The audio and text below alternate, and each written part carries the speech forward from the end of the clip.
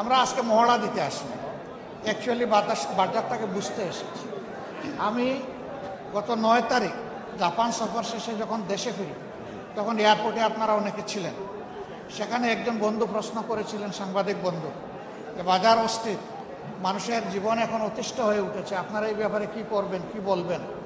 আমি বলেছিলাম যে আমি বাজারে না গিয়ে কথা বলব। আমি সেই বাজার দেখতে এসেছি, আড়ত বাজারে এসেছি, খুচরা বাজারেও যাব, এবং মুকাম যেখান থেকে উৎস সেখানেও আমরা খবর নেব, যাবো দরকার নিয়ে আমরা অবশ্যই কথা বলব। আমরা গভীরভাবে যেটা বিশ্বাস করি, জায়গায় জায়গায় মধ্যস্বত্বভোগী, সিন্ডিকেট এবং চাঁদাবাজের কারণে এখানে যারা ব্যবসায়ী আছে তারাও কিন্তু ভালো ব্যবসা করতে পারে। আমরা যারা মুক্ত আছি, আমরা ন্যায্য মূল্যে আমাদের পণ্যগুলো পাই না। কৃষক তার উৎপাদিত মূল্যের ন্যায্য মূল্য পায় না, মাঝখানে অন্যদের পেটে ঢুকে যায়। আমরা ওইটা ভাঙতে চাই। কোন দিন ভাঙতে পারবো আল্লাহ ভালো জানেন, কিন্তু আমাদের লড়াই শুরু হয়েছে, এই লড়াই চলবে, আমরা থামব না। আমাদের আওয়াজ, আমাদের প্রতিবাদ, আমাদের দাবি সংসদের ভিতরে এবং বাইরে সব জায়গায় অব্যাহত থাকবে।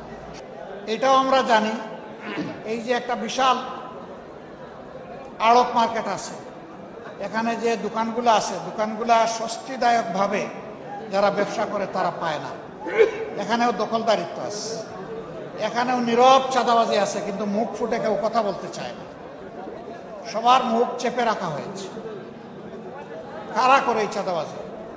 আফ্রিকার জঙ্গল থেকে এসে কেউ করে না, এখানেই আমাদের সাথে চলাফেরা করে, উঠা বসা করে, বসবাস করে এই লোকেরা এইগুলা করে। তাদের পরিচয় আমরা সবাই জানি। বিগত সংসদের শেষ অধিবেশনের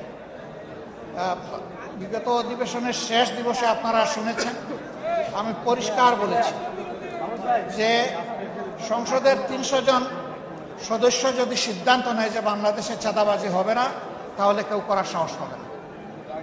কিন্তু এরাই যদি আশ্রয় প্রশ্রয় দেয়, তাহলে চাঁদাবাজি বন্ধ করা অসম্ভব। আমরা চাই চাঁদাবাজিটা বন্ধ হোক। কার পাশা গেছে কার টেবিলে, খেলা যে চলছে কোন লেভেলে।